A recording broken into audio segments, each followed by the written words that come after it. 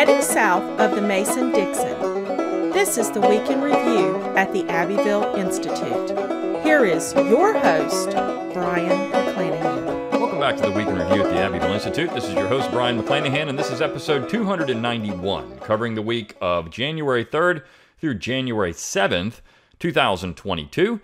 Glad to have you back on the program. Happy New Year, everybody. We've been off for a month, so it's good to be back in the saddle and talking about our material at the Abbeville Institute. Of course, we only had a couple of articles run in that month period between January 3rd and December 6th, which is the last time we had a podcast. So we took about a month off, and that's for a number of reasons. One is because I was unavailable to do the podcast during that month. So we just didn't have anyone else to do it, and that's why, right? So, I mean, we're back, though, and we're really looking forward to a great year at the Abbeville Institute. If you do like the Abbeville Institute, make sure that you follow our Twitter account, you like our Gab page, and you subscribe to our YouTube page. Our YouTube channel is great. It is a fantastic resource because everything on there is free of charge. And, of course, if you do like the Abbeville Institute, we are a 501c3 organization, so if you donate to the Institute, your donation is tax deductible to the full extent of the law. So consider a donation. It helps keep the podcast going. It helps keep the website going. It helps promote our videos. It helps promote our conferences. It helps us do everything we can do, our Zoom webinars. All that stuff, of course, or I say all of it, most of that stuff is free of charge to you. And that's how we keep those things free of charge. And even the things we do charge for, of course, goes into the cost to help offset the cost of those events and other things. So if you like all those things, please consider a tax-deductible donation. Also, you can give us an email address at abbevilleinstitute.org. You can get a free ebook with that, Exploring the Southern Tradition. It's a great book, and of course, you get on our email list there. If you're not on an email list, you don't get our Daily Dose of Dixie, which is a great resource. It is the daily articles that we put up on the website. So it's another great resource for you. Again, all that, the email, the free ebook, all that's free of charge. We do have some books coming out this year at the Abbeville Institute. We've got a lot of things planned, so we're really excited about 2022, and we hope that you have a very healthy, safe, and productive 2022 as well. So let's talk about the week that was at the Abbeville Institute, and I want to start this week with a piece by Phil Lee, and the title of this piece is, "When Does the Wisdom of Crowds Transition to the Madness of Crowds?" And the reason I'm starting with this piece is because everything else that was published before it this week really fits into that. You see, there is historian groupthink, and I think that's something that a lot of people don't realize. Establishment historians are generally careerists, just like established scientists are generally careerists, just like established doctors are generally careerists.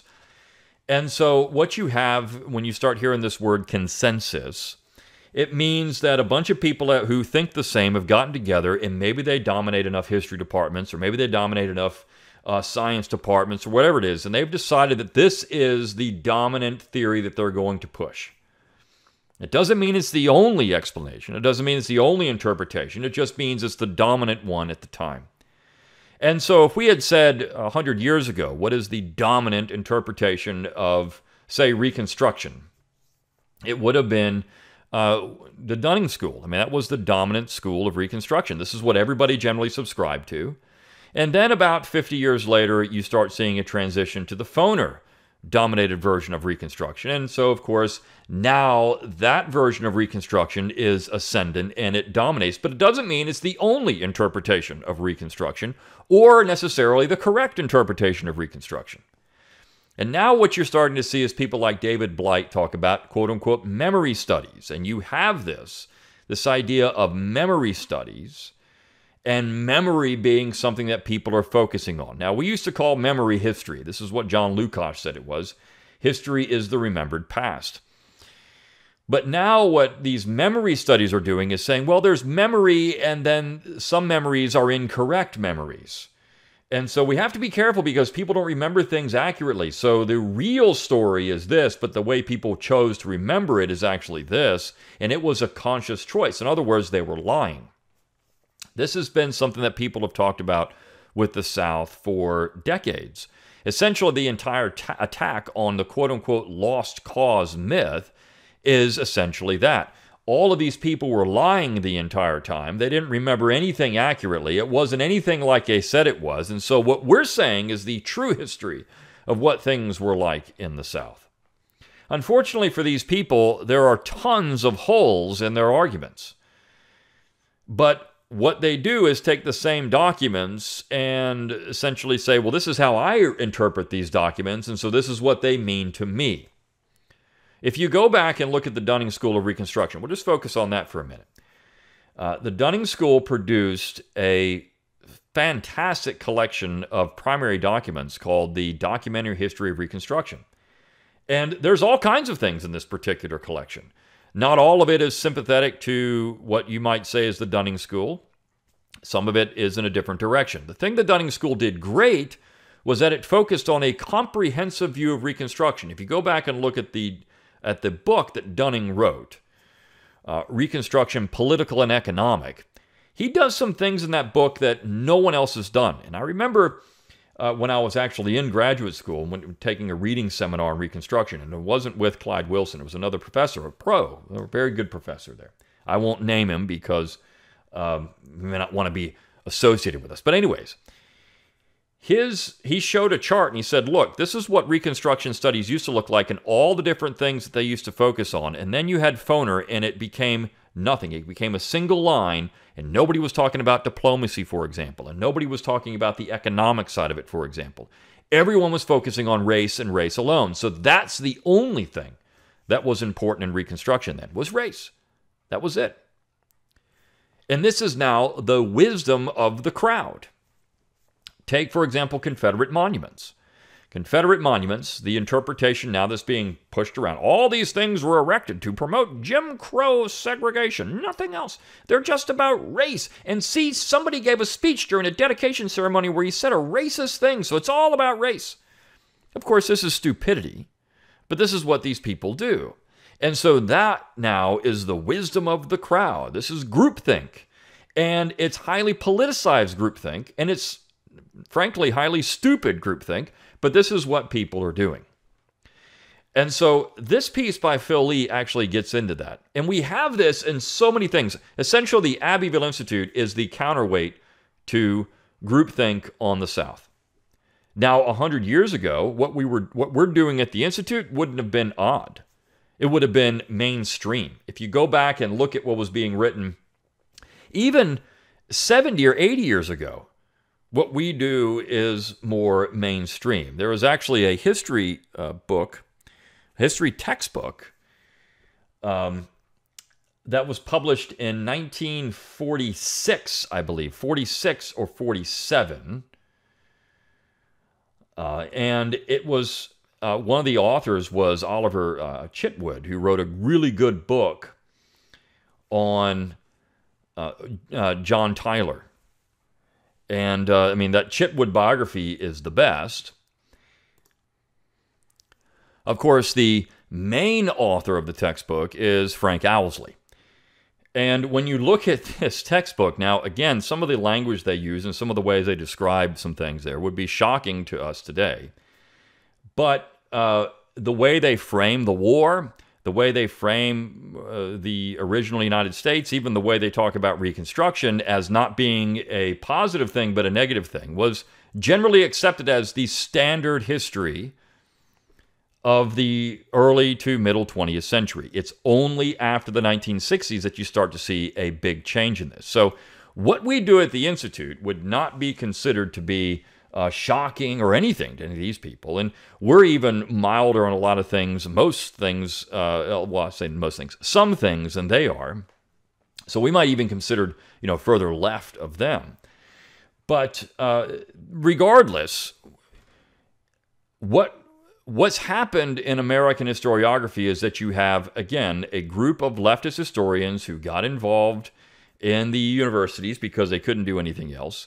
And they became ascendant, and they started hiring their own people. They didn't have diversity, quote unquote, in their hiring processes. They hired people that thought like them and published stuff that they do, and they booted out anyone that would be opposition, and so they became ascendant.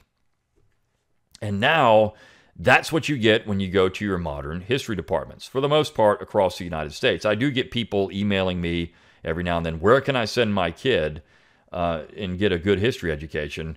Well, if you're looking for a university, there's very few that could even be somewhat recommended because of the ideological slant of so many institutions and so many historians now. I remember, again, in another seminar, the chair of the department there at South Carolina at the time said that the reason he was a leftist was because he read history. And, of course, the reason I'm not a leftist is because I read history. And I think that's something that they don't seem to grasp, that there's another side to every story. And if you read, histories that want to blame everybody or have a very negative connotation, then yes, you're going to look at things in a different way than if you think about positive contributions or heroic contributions to American society or the embodiment of the American spirit. So I want to read this little piece. It's not long, and that's one reason I want to do the whole thing. But he says, Peter Thiel, a co-founder of PayPal along with Tesla's Elon Musk and an early Facebook investor, is famed for his thought-provoking questions. One example is a question he typically asks entrepreneurs seeking venture capital from him. Quote, "What are you certain to be true that most of your peers would disagree with you about?" Copernicus, for example, might have answered that the solar system is heliocentric instead of geocentric, as was commonly supposed in his day. A similar question concerns the wisdom of crowds. Think back to 2004, when perhaps two-thirds of homeowners believed real estate prices would continue to rise. The ensuing rise reflected the wisdom of crowds. But in 2008, when over 90% of homeowners acted as if prices would continue to rise indefinitely, the result was a speculative bubble that reflected, quote, the madness of crowds. Thiel's point is that our challenges try to identify when the wisdom of crowds transitions into the madness of crowds. This can be applied to Civil War history. When two-thirds of historians contend that slavery was a prime reason for the secession of the 7 cotton states, they are probably right. But when 98% believe that was the only important cause of secession and that secession caused the war, they are probably wrong. Instead of thinking things through for themselves, they yield to a herd instinct. And the only way to validate the herd is to extrapolate the stampede and of condemnation for the South until the tenants collapse upon themselves. Such extrapolation has already become manifest in several ways. So one of the reasons they do this is because they want jobs, right? If you're a person that says, hey, I think Robert E. Lee was a pretty interesting and heroic American, guess what? You're not going to get a university job. If you come out and say, I think that there's more to this idea of the war than just slavery, well, you're not going to get a job. Even when you look at Michael Holt and James Oakes and some of the disputes that happen between these individuals, they all essentially agree on one thing, and that is slavery is central to everything. Though Holt will look at it as more of a political conflict than a moral problem. And so Oakes will look at it as a moral issue. But still, they agree on that one thing. But if you come out and say, well, I don't think it's as big of an issue as you think it was, well, now you're never going to get a university job. So you have to toe the line, so to speak. You have to say the things that all the departments want you to say to get the job. And then you have to hope you can get tenure. And, of course, university attendance is down and college attendance is shrinking. And so at that point, you hope you can just maintain a job. I mean, COVID has done so many things to the academic world, and of course, that's one of the big things. So then he says, one is demands that Confederate statues be contextualized, escalating into removal, and escalating again into outright destruction via meltdown. Another way is failing to recognize that the Confederate Constitution bans subsidies for private industry, restrictive tariffs, and public works spending. 3 non-slavery reasons for forming a new nation. A third way is to completely miss the point that the 7 cotton states could have been allowed to leave peacefully, thereby enabling both sides to avoid the Civil War and ridding the Union of slavery. A fourth is to realize that it was the North that went to war over tariffs, not the South. The North wanted restrictive tariffs to transform their leading manufacturing sectors into virtual domestic monopolies. Peter Thiel uses a couple of rules of thumb to identify when the wisdom of crowds has transitioned into the madness of crowds. First is to be aware when opinion X dominates over opinion not X. When the first opinion dominates, there is little examination of its weakness. Second and foremost is when advocates of opinion X have become so powerful that they do not permit debate and censor dissenting voices. When that happens, Thiel concludes that opinion not X is more likely the valid one. In terms of Civil War history, the dismissal of dissenting voices as so-called lost cause mythology suggests that the conventional wisdom regarding the causes of the war and the comparative morality of the respective sides has, quote, transitioned into the madness of the crowds. It explains the mania to demonize the Confederacy and even the Confederate soldier without debate. It explains why PhD students will not undertake any research projects that fail to support the North good, South bad dichotomy. It explains the monopolization of one-dimensional opinion within the academy, journalism, and the cultural elite generally. Now, one thing I find fascinating about this is there's a new history series, sort of histories, it's historical fiction, on the Paramount Channel. The title of the series is 1883, and the main character is a Confederate soldier played by Tim McGraw. He's a sympathetic character. I find that fascinating, and there's a discussion of the war, and there's actually sympathy for the South in the discussion. So in some ways in pop culture, it's not everything is lost. But the people the demographics and the people that watch this they're appealing to a certain segment of American society. They're not appealing to the 20s and 30s wokies that won't watch it to begin with. They're appealing to people in their 20s, 30s, and 40s, and 50s, and 60s who are generally conservative, who would look at these things in a little more sympathetic light. Lee continues, let them take note. 9 days before the October 29 stock market crash that led to the Great Depression of the 1930s, Yale economics professor Irving Fisher stated that stock prices, quote, had reached what looks like a permanently high plateau. He was among the madness of the crowd. It is significant to note that Fisher was an academic expert, much like many Civil War historians today.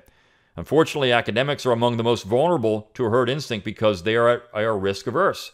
They cannot stand the embarrassment of condemnation by their colleagues. That's a very important point. They're very thin-skinned.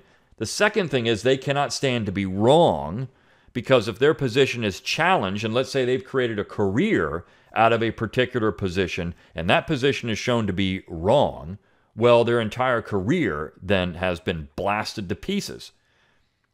So this is something that's very important to understand as we look at certain myths in American history. And Phil pointed out several of these, but one that he didn't point out is the righteous cause myth. The idea that the North was going to war for a moral crusade to free slaves. And this is essentially what you get now. It's how everything is portrayed. And I think that's one of the great problems of American historiography at the moment, one of the great problems of the American historical profession, one of the great problems of American popular history. This is, if you were to ask someone, just a general American, hey, what was the war about? Well, it's all about slavery. And is Abraham Lincoln a great president? Absolutely. He's the best president in American history. You see the polls of historians who are experts, quote unquote, on presidential politics, and they always put Lincoln up front. And when that happens, you should start questioning, particularly looking at the sample and where it's coming from, who these people are. And of course, there was a very famous 20th century historian who essentially came out the other day and said, you know what? The January 6th event at the Capitol was the same thing as the Holocaust. This is how these people think and operate. They're lunatics, right? They're lunatics. But it doesn't matter. And this is a very prominent presidential historian. This is a guy that has written college level textbooks. He's written some pretty prominent books on the 20th century and presidential politics. He's a big name, and he's saying that we have an event like the Holocaust here in America. It's just absolutely crazy to think that. To think that somebody could actually say these things and get away with it and not be challenged about it. And of course, the 1619 Project and other things, you've got historians that have backed that and said this is 100% accurate. And when they get challenged, well, that's just because you're a racist. This is what they fall back on. So the piece that we published the day before this by Ilana Mercer, Abraham Lincoln's Pyrrhic Victory, and this is an important piece. It was published actually nearly 20 years ago. But when you think about the Lincoln myth, it goes right into the righteous cause myth. And again, this is an important thing to bring up. Lincoln was more complex and dangerous than what the left or the neoconservative Straussian right would have to say. Because you see, they both loved the man.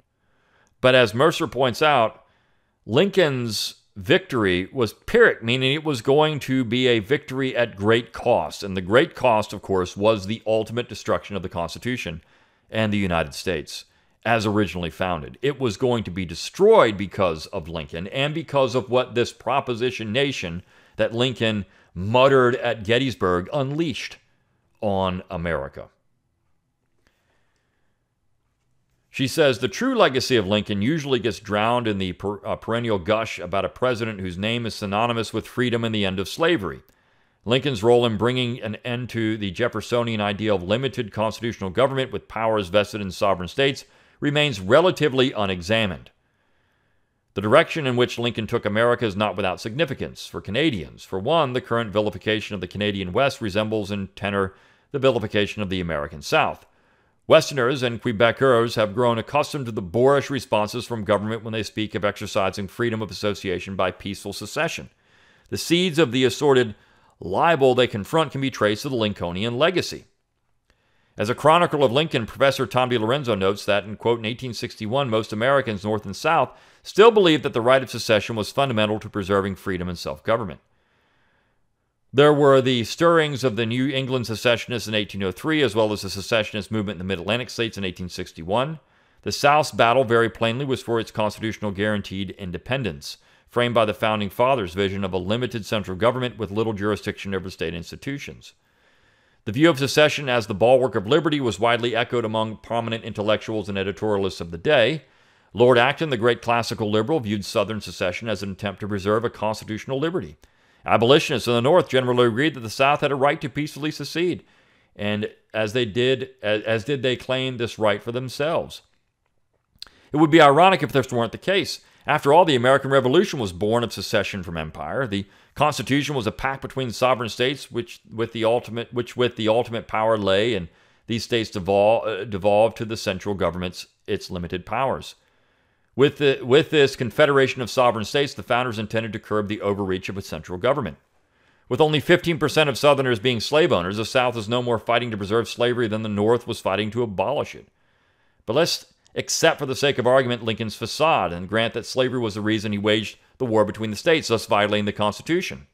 Surely, in order to redeem him, it's essential to establish at the very least that to this alleged end, Lincoln was morally justified in causing the death of more than 620,000 people. That's actually a low number now. She didn't say that, but we're up near 1 million now, more recent estimates. The maiming of thousands and the near destruction of 40% of the nation's economy. To Mises Institute scholar David Gordon, the answer is clear. The costs of an action, writes Gordon in Secession, State, and Liberty, cannot be dismissed as irrelevant to morality. The Lincoln vision can certainly be gleaned from views such as the one he expressed in an 1862 letter to the New York Daily Tribune. Quote, my paramount objective is to save the Union. It is not either to slave or destroy slavery. If I could save the Union without freeing any slave, I would do it. Keeping the races apart is another reoccurrence in Lincoln's addresses.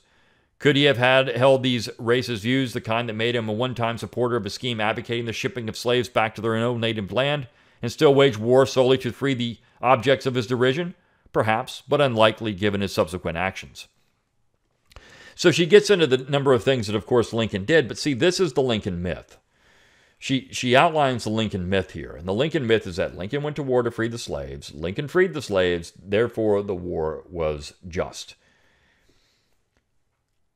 Anything that freed slavery, anything that ended slavery is just. Even the deaths of near 1 million people is just because slavery ended. That's the position that people are operating on by advocating the Lincolnian myth or the righteous cause myth. And they don't realize that their argument has so many holes in it that it would look like Swiss cheese or a pasta strainer. I mean, this is the important thing. So we have Phil Lee saying, the problem is we got all this groupthink. And then we have Alana Mercer's piece pointing out groupthink about Lincoln. Groupthink about Lincoln is bigger than ideology. It's on the left and the right. It's people like Alan Gelzo, and it's lefties who would invoke Lincoln's image and name for the Proposition Nation. It's people like Larry Arnn at Hillsdale College and Michael Anton, and then who are all quote-unquote conservatives, and then the socialists of America who love Lincoln, the leftists of America who love Lincoln. Lincoln becomes the everybody to everything, and when that's the case, you know there's a problem. So this is another example of a myth that can't be let go. Another example we published on Tuesday, the coerced soldiers of the USCT, the United States Colored Troops. If you watch the film Glory, you would get the impression, and of course the film Glory does show some of the abuse that these men took once they were when they enrolled in the Union Army, that they were put into menial jobs, they were paid less, and they had substandard uniforms and clothing and other things. But you would get the impression from that film that all of this was just a glorious thing. These people were willingly signing up for this stuff, and they just couldn't wait to go out there and fight the Confederacy. If you look at the documents of the time, the situation is a lot more complex. In fact, there were a lot of Southern blacks who were simply forced into being part of the United States Colored Troops. And so is that a great and glorious cause for liberty or for equality or and these other things that the leftists like to say the war was about? Well, of course not. And I think that Rod O'Barr does a very good job here bringing out some of these primary documents that show